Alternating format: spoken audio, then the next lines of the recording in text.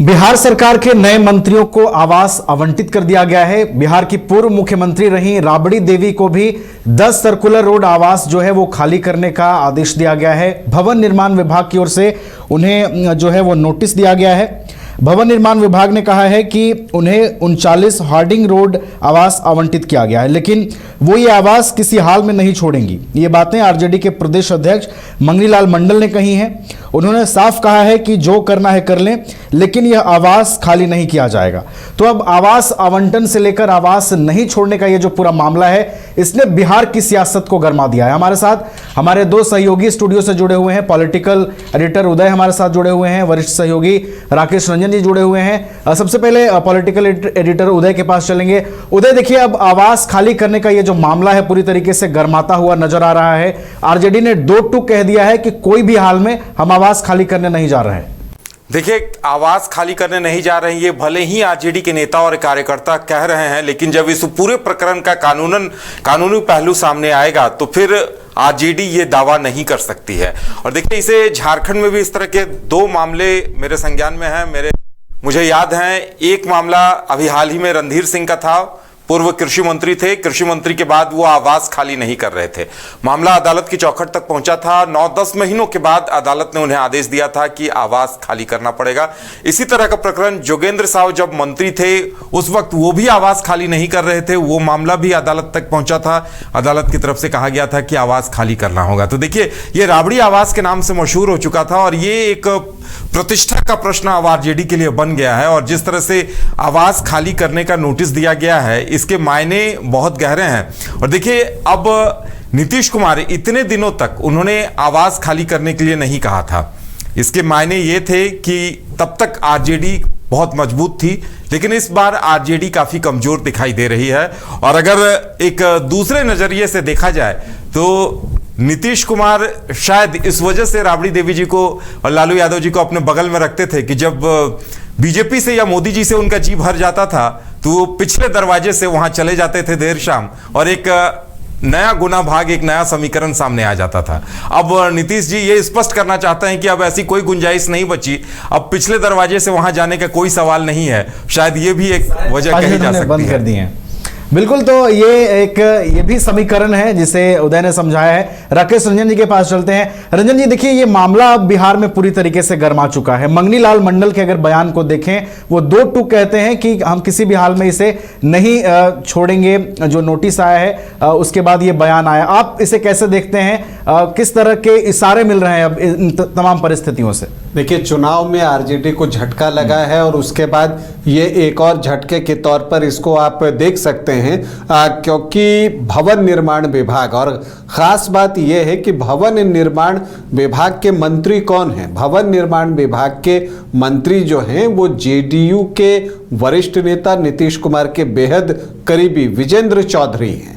और भवन निर्माण विभाग की तरफ से ये नोटिस जो है वो गया है कि 10 सर्कुलर रोड जो है वो खाली करना पड़ेगा। अब अगर आप देखिए तो 2005 से इस आवास में राबड़ी देवी, लालू यादव जो है वो रह रहे हैं। राबड़ी देवी को ही ये भवन जो है लॉट हुआ था पूर्व मुख्यमंत्री के तौर पर। दरअसल 1990 से 2005 तक जो है एक अणे मार्ग जो कि मुख्यमंत्री आवास है, उसमें लालू प्रसाद यादव का परिवार रहा करता था। पहले लालू प्रसाद यादव मुख्यमंत्री थे, बाद में जो है फिर राबड़ी देवी मुख्यमंत्री बनी। तो 2005 तक एक अणे मार्ग में जो है लालू परिवार रहा करता था। लेकिन फिर 2005 में जब सरकार बदली तो नीतीश कुमार एक अणे मार्ग में आए और फिर इनको 10 सर्कुलर रोड दिया गया। हालांकि जो पुराने लोग हैं वो जानते हैं कि उस समय भी इसे लेकर बड़ा विवाद हुआ था और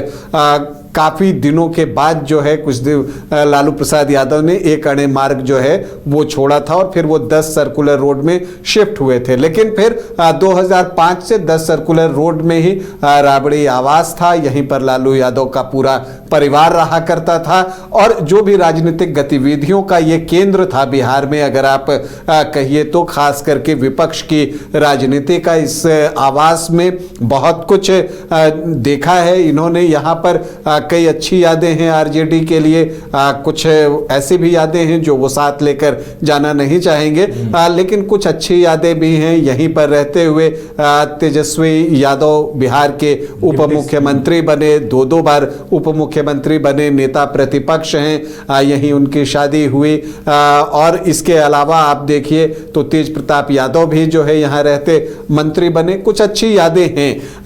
अब एक बार फिर से ये फैसला आया है कि अब छोड़ना होगा 10 सर्कुलर रोड और अब 39 हार्डिंग रोड आवास जो है वो नया ठिकाना बनेगा।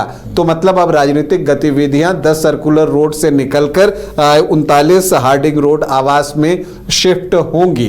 लेकिन जो एक बात है, अभी इसको लेकर आरजेडी जो है बिल्कुल इसे मानने को तैयार नहीं है। अक्सर ऐसा हमने राजनीति में देखा है कि जब भी आवास छोड़ने की बात होती है तो कई बार जो पुराने वहां रह रहे होते हैं और खास करके उनके समर्थक नहीं चाहते कि वो आवास छोड़ें। अभी उदय ने 1-2 उदाहरण झारखंड के दिए, लेकिन उदाहरण जो है वो बिहार में भी हैं। और लालू प्रसाद यादव के घर की ही बात है, जब तेजस्वी यादव डिप्टी सीएम बने थे तो उनको 5 देश रत्न मार्ग आवास दिया गया था और वो उसी में थे।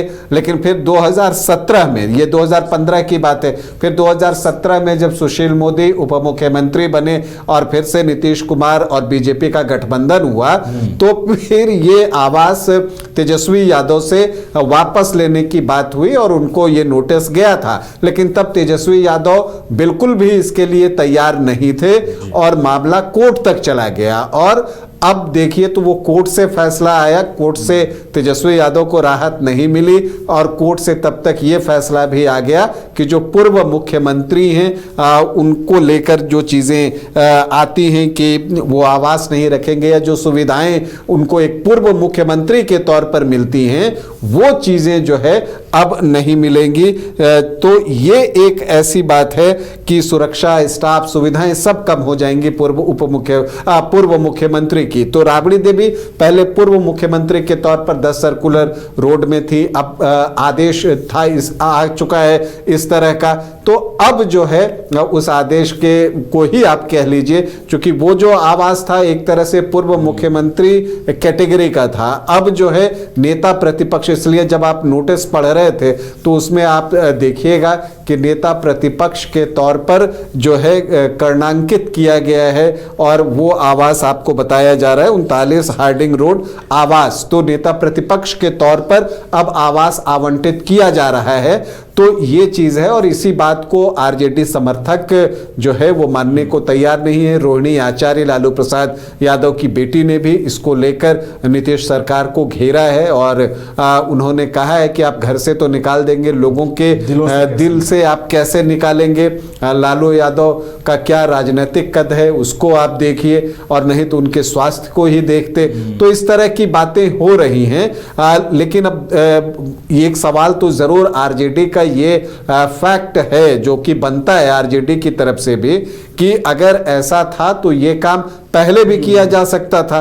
पिछले 4-5 सालों में ये काम क्यों नहीं हुआ कि उनको दूसरा आवास आवंटित किया गया और अब सडनली से ये आवास छोड़ने के लिए कहा गया है। तो इसको लेकर जो है कई तर्क हैं। एक तर्क उदय जी ने भी यहाँ पर दिया कि चूंकि एक अड़े मार्ग जो मुख्यमंत्री आवास है और जो राबड़ी देवी का आवास था वो अगल बगल था, अब एक दूरी वहाँ पर जो है अब आ गई है। ये भी एक वजह हो सकती है या लेकिन एक दिलचस्प बात यह है कि आरजेडी, उदय आप देखेंगे कि आरजेडी इसे लेकर जो हमलावर भी है वो बीजेपी पर हमलावर है। चूंकि ऐसे आप देखें कि ये भवन निर्माण विभाग ने नोटिस जारी किया है जो जेडीयू के पास है और विजेंद्र चौधरी जो है उसके मंत्री हैं। फैसला उधर से आया है लेकिन जो हमला हो रहा है वो बीजेपी पर हो रहा है। और मंगनीलाल मंडल की बात कीजिए तो वो कहते हैं कि लालू परिवार को अपमानित करने की कोशिश है और बीजेपी को खुश करने की कवायद के रूप में वो इसको देखते हैं। वो कहते हैं कि अब तो गृह विभाग उनसे बीजेपी ने ले ही लिया है, अब जो है नीतीश जी जो है मोदी जी और आरएसएस का भरोसा कैसे जीता जाए ये कोशिश करते हुए दिख रहे हैं। तो ये एक दिलचस्प पहलू है उदय की भवन निर्माण विभाग जेडीयू के पास, लेकिन कोसा आपको बीजेपी को जा रहा है। तो मुझे लगता है कहीं ऐसी बात तो नहीं कि नीतीश कुमार पर सीधा आरोप देकर जो है वो नाराजगी आरजेडी मोल लेना नहीं चाहता, क्योंकि आगे जो है वो इस तरह की न करे कि वो दरवाजे बंद हो जाएं। इसलिए नीतीश कुमार पर शायद इतना हमलावर जो है वो न होकर वो नीतीश कुमार के थ्रू बीजेपी पर हमलावर जो है आरजेडी ज्यादा देख रहा है। बिल्कुल, देखिए ये इससे पहले भी जब समर्थन लेने देने या फिर तेजस्वी के साथ नीतीश जी ने सरकार बनाई, फिर जब वापस हुए तब भी तेजस्वी ने कहा था कि नहीं वो मेरे पिता के मित्र हैं, तो पिता समान हैं और चाचा जी कहकर हमेशा बात करते रहे। तो देखिए एक जो वरिष्ठ होने के नाते एक जो रिश्ता था वो बनाए रखा गया है। और देखिए अभी भी अगर वो ऐसा आरोप नहीं लगा रहे हैं तो चुनाव के दरमियान भी जब तेजस्वी यादव या आरजेडी की तरफ से सभाओं को संबोधित किया जाता था तो नीतीश कुमार पे सीधा हमला नहीं किया जाता था, बस उनकी बड़ी उम्र का हवाला दिया जाता था। तो देखिए गुंजाइश छोड़कर चल रहे थे। उन्हें लग रहा था कि अगर समीकरण ऐसे बनते हैं, बीजेपी की कम सीटें आती हैं, जदयू की ज्यादा सीटें आती हैं, तो एक गुंजाइश इसकी रखी जाए कि फिर से जदयू और आरजेडी साथ आकर सरकार बना सके। लेकिन उधर एक चीज और भी है, चूंकि अब 10 सर्कुलर रोड छोड़ना है तो कहीं ऐसा तो नहीं कि आरजेडी और जेडीयू के बीच भी एक खटास मन में आ जाए, और ये खटास जितना बढ़ेगा आगे जाकर कभी फिर से मिलने की बात हो तो वो संभावनाएं कम से कमतर होते चले जाएंगे। हालांकि नीतीश कुमार ने सभाओं से बार बार ये बात कही है कि अब कहीं इधर उधर जाने का कोई प्रश्न नहीं उठता, और इस बार विधानसभा का गणित भी कुछ ऐसा बना है कि उस तरह की संभावनाएं जो है वो कम दिखती हैं। बिल्कुल, देखिए नीतीश कुमार अभी पिछली बार जब तेजस्वी यादव डिप्टी सीएम थे और नीतीश कुमार सीएम थे तो उस वक्त कुछ ऐसा हुआ है, और इसकी वजह से अब नीतीश कुमार ने साफ ऐलान कर दिया था कि अब इधर उधर होने का कोई सवाल ही नहीं। उस वक्त की कड़वाहट कुछ ऐसी थी कि नीतीश कुमार ने सीधे अचानक से डिसीजन लिया था, इस्तीफा दिया था और सरकार गिराकर फिर बीजेपी के साथ सरकार बनाई थी। उसी वक्त ये लगा था कि अब नीतीश कुमार को लगा होगा कि नहीं अब ये बार बार खतरनाक है।